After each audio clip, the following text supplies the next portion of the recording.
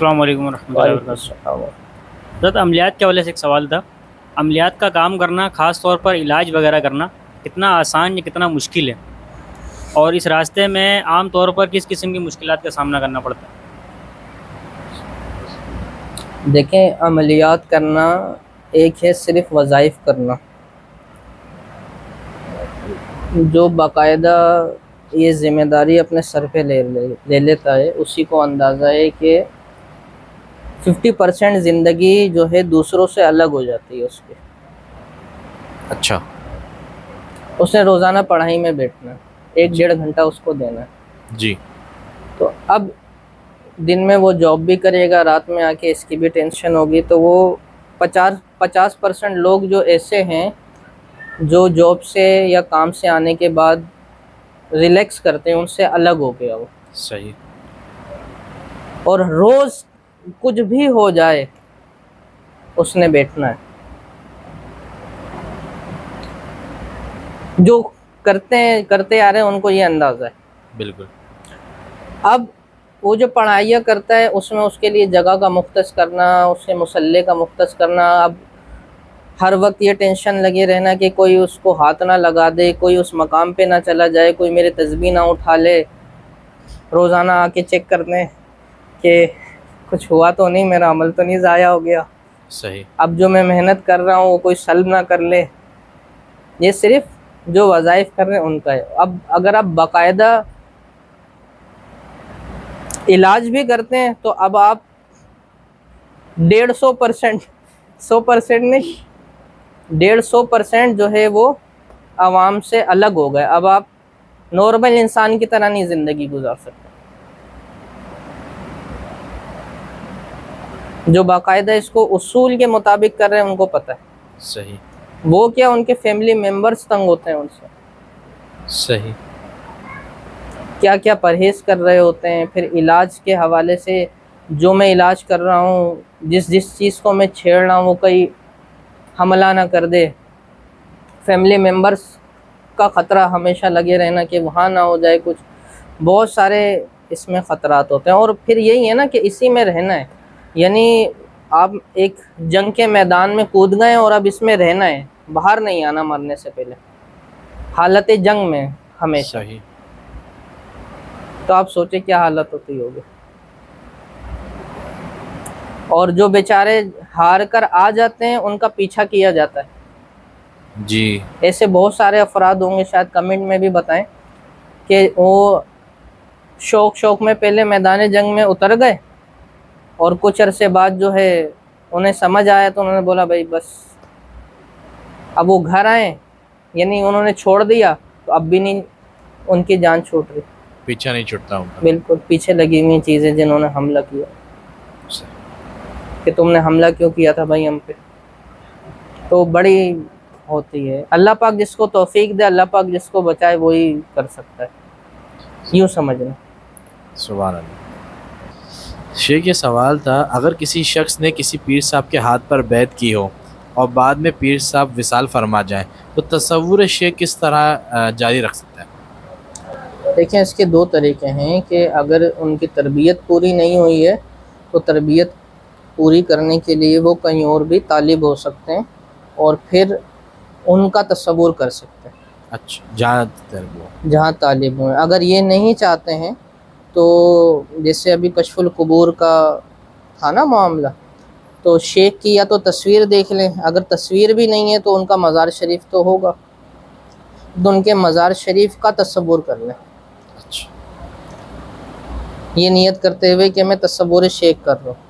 صحیح اصل میں جو ہے نا وہ ضروری نہیں ہے کہ آپ کو صورت نظر آئے تصور شیخ میں، اچھا کیونکہ آگے جا کے یہ مرتبہ آتا ہے کہ صورت غائب ہو جاتی ہے۔ واہ لوگ سمجھتے ہیں کہ صورت جو ہے اور مضبوط ہو جاتی ہوگی، جی صورت غائب ہو جاتی ہے، قرب کی کیفیت رہ جاتی ہے۔ سبحان اللہ سبحان اللہ۔ تو وہ قرب کی کیفیت اگر آپ اس کے بغیر بھی بنا سکیں، یا اس کا سبب بھلے مزار بن جائے یا تصویر بن جائے، جو بھی بن جائے، اصل ہے قرب کی کیفیت کا بنانا، واہ واہ سبحان اللہ۔ حضوری کی کیفیت کا بنانا۔ یہ کیسے بھی بن جائے، چاہے مزار شریف کا تصور کیے بغیر بن جائے، یہ تصویر دیکھیے بغیر بن جائے، بس قریب ہونا، اس کا احساس ہو کہ میں ان کے قریب ہوں، وہ میرے قریب ہیں، میں ان کی بارگاہ میں حاضر ہوں، سبحان اللہ، یہ کیفیت بنانی ہے بس، تو فیض آنا شروع ہو جاتا ہے۔ سبحان۔ شیخ ایک ذہن میں ایک سوال تھا تو وہ میں عرض کر رہا ہوں کہ شیخ کی معرفت حاصل ہو جانا، کیا یہ اس قسم کا کوئی ٹرم ہے یا نہیں؟ یعنی سوال ذہن میں یہ تھا کہ جس کو اپنے شیخ کی معرفت حاصل ہو اس کو رب کی معرفت حاصل ہو جائے، یہ جس طرح ہم تصور شیخ کر رہے ہیں، تو اس لحاظ سے یہ اس زمرے میں تھا یہ سوال۔ دیکھیں، شیخ کی معرفت حاصل ہونے سے مراد اگر یہ ہے کہ میں شیخ کو جان جاؤں کہ وہ کس مرتبے پر ہے، یا شیخ جو ہے وہ اصل میں کون ہے، تو اصل یہ ہے کہ مرید جتنی بھی کوشش کر لے وہ شیخ کے مرتبے کو نہیں جان سکتا۔ ٹھیک ہے اگر اس کو روحانی طور پہ کوئی مرتبہ نظر بھی آتا ہے جی، تو بزرگ فرماتے ہیں کہ وہ اصل میں شیخ کا مرتبہ نہیں ہے، وہ خود اپنا مرتبہ دیکھتا ہے، ٹھیک ہے، صحیح، شیخ اس کے لیے آئینہ ہے ٹھیک ہے، جس میں وہ خود کو دیکھتا ہے، وہ ٹھیک ہے، کتنا پاک ہوتا چلا جائے گا اتنا ہی شیخ کو پاک سمجھے گا وہ۔ سبحان اللہ، اور اگر کوئی غلاظت نظر آ رہی ہے تو اپنی ہی ہے، صحیح، اصل یہ ہے کہ ہمیں اپنی معرفت حاصل کرنی ہے، اچھا، وہ شیخ اسی کا ذریعہ بنے گا۔ صحیح، جو اپنے نفس کو پہچان گیا جی وہ اپنے رب کو پہچانے گا۔ جی جی بالکل، تو شیخ کی معرفت سے مراد اگر یہ ہے کہ میں ان کا مرتبہ جان جاؤں گا تو یہ تو ممکن نہیں ہے۔ صحیح ہے، ہاں، اپنا مرتبہ جان سکتا ہے، ٹھیک ہے، اور وہی کرنا ہے، اصل میں خود کو جاننا ہے، صحیح، اپنا عارف ہونا ہے، ٹھیک ہے۔ بس۔ اچھا شیخ، اس میں جیسے ابھی آپ نے یہ بات کی کہ جس نے پہچانا اپنے نفس کو اس نے جانا اپنے رب کو، تو اگر وہ اس زمرے میں، اس والے زمرے میں نہیں ہے کہ میرے شیخ کا کیا مقام ہے، یہ دیکھنے کا مقصود نہیں ہے، معاملہ نہیں ہے، تو جزاک اللہ آپ نے کلیئر کر دیا اور زیادہ اچھا۔ تو یہ کہ بھئی میں اپنے شیخ کے قرب میں رہوں یا میں اپنے شیخ کو سمجھنے لگوں گا تو میرے کو معرفت الہی حاصل ہو، یہ اگر اس طرف کا زمرہ ہے، یہ میرا مفہوم۔ ہاں بالکل، شیخ کو سمجھنے کی کوشش کرے، اس کی عادتیں اختیار کرنے کی کوشش کرے، اور جو ادائیں اس کو پسند ہیں، اچھی ادائیں، وہ اختیار کرنے کی کوشش کرے۔ شیخ وہی سنتوں پہ عمل کرتا ہے، ذکر اللہ پر لگاتا ہے، لوگوں کو دین کی دعوت دیتا ہے، وہ کرنے کی کوشش کرے۔ لیکن کیا ہوگا معاملہ، اصل میں وہ شیخ کیا چاہے گا کہ یہ خود کو پہچان لے۔ صحیح، شیخ کی چاہت کیا ہوگی؟ یہ خود کو پہچانا ہے، یہ خود کو پہچانے، یہی اصل مقصد ہے صحیح، کہ بندہ اپنا عارف ہو جائے۔ صحیح، جب وہ اپنا عارف ہو جائے گا نا، جی، بس پھر وہ پوری دنیا کا، پوری کائنات کا عارف ہو جائے گا۔ صحیح، وہ جس چیز کو ڈھونڈ رہا ہے وہ اندر ہی ہے، اصل میں وہ منزل اندر کی طرف ہے، باہر کی طرف نہیں ہے۔ صحیح، ٹھیک ہے شیخ، تو درجہ بدرجہ وہ خود کو جانتا رہے۔ حضرت بعض اوقات کسی شخص پر روحانی مسئلہ ظاہر نہیں ہوتا، پھر بھی عاملین اسے تعویذ دیتے ہیں، اس کی کیا حکمت یا وجہ ہو سکتی ہے؟ ایک ہے کہ خود اس پر نہیں ظاہر ہو رہا ہے، ایک ہوتا ہے کہ عاملوں پر بھی ظاہر نہیں ہو رہا ہوتا۔ جی، تو جو ہے اب یہ ہر ایک کا الگ الگ تجربہ ہوتا ہے نا، کہ پچھلی بار ہم اس پہ ویسے گفتگو کر چکے ہیں کہ مسئلے کی تشخیص نہ ہو پانا یا علاج نہ ہو پانا یہ اللہ تعالیٰ کی طرف سے ہی ہوتا ہے۔ بے شک، تو اب بہت ماہرین جو ہوتے ہیں ان سے بھی نہیں ہو پاتی بعض اوقات تشخیص، کیوں؟ اور رب تعالیٰ کی کہ طرف سے نہیں، اللہ تعالیٰ کی طرف سے حکم نہیں ہوتا۔ اچھا تشخیص ہو جاتی ہے، علاج کرنا ہوتا ہے، طبیب تیار ہے، یہاں دوا تیار کر کے بیٹھا ہوا ہے کہ تشخیص ہو گئی ہے، اب اس کو دوں گا تو دیکھو کیا فائدہ ہوگا، وہاں سے مریض جو ہے وہ شارٹ ہو جائے گا، یعنی غائب ہو جائے گا، مریض ہی نہیں آئے گا. یہ تو ایکسپیرینس رہ چکے ہیں. بہت، یعنی جب علاج نہیں ہونا نا جی تو کوئی نہ کوئی چھوٹا سا سبب بن جائے گا اور علاج میں رکاوٹ پیدا ہو جائے گی. تو اب تشخیص نہیں بھی ہو پاتی نا تو وہ عاملین یوں کرتے ہیں کہ کچھ تو اس کو فائدہ ہوگا، کچھ تو دو، کچھ تو علامات نظر آ رہی ہیں اس کے لیے اس کو کچھ تو تعویذ دو تاکہ اس کو کچھ تو فائدہ ہو، تو وہ اس لحاظ سے چلاتے رہتے ہیں. لیکن جیسے پچھلی بار عرض کی تھی نا کہ جو مریض ہے یا تو وہ تھک کے ہار کے بیٹھ جائے گا، ہے نا، لیکن اس کی بیماری اس کو بیٹھنے نہیں دے گی، 10-20 دنوں بعد پھر اس کو اٹھائے گی، بولے گی فلانے کے پاس جاؤ، فلانے کے پاس جاؤ، فلانے کے پاس جاؤ. تو یہ جو وقت ہوتا ہے نا کہ یہاں پر بھی علاج نہیں ہوا یا یہاں سے ہمارا مسئلہ بگڑ گیا، یہاں سے یوں ہو گیا، وعلیکم السلام، ہم کتنا گھوم لیے علاج کرواتے کرواتے، یوں یوں یوں یوں، بہت جو ہے وقت بھی ضائع ہوا، پیسے بھی ضائع ہوا. یہ سب کا سب جو ہے وہ اللہ تبارک و تعالی ہمارے گناہوں کا کفارہ بنا رہا ہوتا ہے. صحیح. اور وہ اس کو ایز اے صدقہ سمجھ لینا چاہیے کہ یہ جو وقت اور پیسہ ضائع ہوا یہ اسی بیماری کا صدقہ چلا گیا. صحیح. اب اس سے عاملین ناراض ہوں گے، معذرت عاملین سے، لیکن مریضوں کے حق میں یہ ہے معاملہ کہ ایسا ہوتا ہے. تو علاج کا معاملہ یہ ہے کہ معالجین اپنی طرف سے، ماہرین جو ہیں وہ اور زیادہ ماہر ہونے کی کوشش کریں کہ میں کوئی کمی نہ چھوڑوں اپنے کام میں کہ مریض کو جو ہے فائدہ نہ ہو، اپنی طرف سے کوئی کمی نہ چھوڑوں اور رکونے میں علم کو بڑھاتا رہوں اپنے.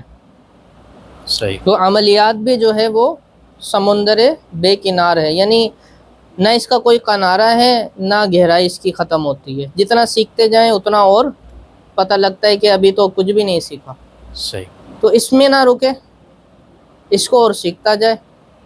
اور علاج جیسے عملیات الگ ہے اور عملیات سے علاج کرنا سیکھنا الگ ہے. الگ چیز ہے. عملیات کرنا کیسے ہے یہ الگ ہے، عملیات کو استعمال کیسے کرنا ہے یہ الگ ہے. صحیح. یہ بھی سیکھتا رہے. صحیح. اور اپنے مریضوں کے لیے خیر خواہی کا جذبہ رکھے کہ یعنی میں بھلائی ہی کروں گا، میں نہ لالچ کروں گا نہ میں طمع کروں گا، بس میرے سے جو خیر ہو سکے گی میں خیر پہنچا دوں گا. تو اس نیت سے بھی اللہ تبارک و تعالیٰ بہت ساری چیزیں کھول دیتا ہے. سبحان اللہ. شیخ ایک یہ تھا کہ کیا شیخ کو ادراک ہوتا ہے کہ اس کے مرید کس حد تک محنت کر رہے ہیں اور روحانی سفر میں کتنی مشکلات یا رکاوٹوں کا سامنا کر رہے ہیں؟ بالکل، جو شیخ کامل ہوتے ہیں ان کو اس بات کا علم ہوتا ہے کہ کون کون کہاں سے کتنی محنت کر رہا ہے اور کتنی مشقتیں اٹھا رہا ہے اور کیا کیا کچھ کر رہا ہے، کتنی قربانیاں دے رہا ہے، بالکل اس کا علم ہوتا ہے. لیکن وہی بات ہے پھر کہ جو جتنی قربانی دیتا ہے اس کو صلہ اتنا ہی بڑا ملتا ہے. صحیح. آسانی کی دعا کرنی چاہیے کہ اللہ تعالیٰ ہمارے کاموں کو آسان فرما. اللہم یسر لنا امورنا. بالکل. آمین ثم آمین. لیکن یہی معاملہ ہوتا ہے کہ امتحان بھی ہوتا ہے نا کہ بندہ جو ہے وہ ثابت قدم ہے یا نہیں. یہ شیخ نہیں لے رہا ہوتا امتحان. اچھا. شیخ کیوں امتحان لے گا؟ یہ قدرت نے پہلے ہی لکھا ہوا ہے آپ کے لیے کہ یہ امتحان ہوگا آپ کا. صحیح. لیکن امتحان کے بعد پھر انعام بھی ویسے ہی ملتا ہے. صحیح. تو بالکل علم ہوتا ہے. حضرت کچھ یہ مقامات اثرات کے حوالے سے مشہور ہوتے ہیں، ایسی جگہوں سے گزرنا پڑے تو کیا کیا جائے؟ کچھ بھی نہیں کریں. وہاں پہ جا کے جو ہے نا لوگوں کو ایک دم سے یاد آتا ہے حصار تو کیا نہیں، چلو جلدی سے حصار کر لو. جی. کچھ بھی نہیں کریں. آپ کی جو فیلنگز ہیں نا اس سے وہ ان کو پتہ لگ جاتا ہے یہ بندہ ڈر گیا. اچھا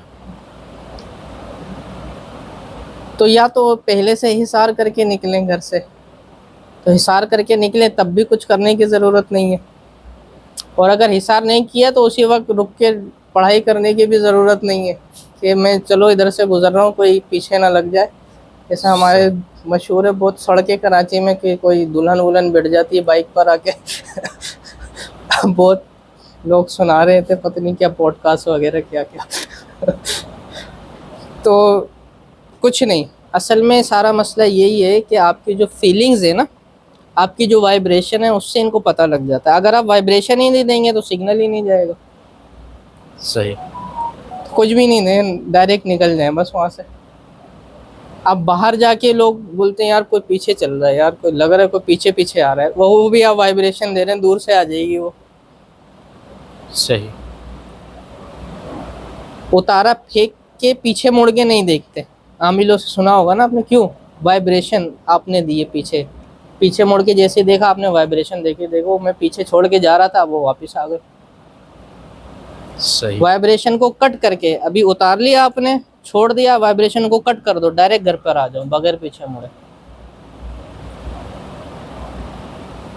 صحیح. جی ٹھیک بس. جی شیخ. دعا الحمد للہ رب العالمین والصلاة والسلام علی سید الانبیاء والمرسلین جزا اللہ عنا سیدنا و مولانا محمد صلی اللہ علیہ وسلم اما هو احد.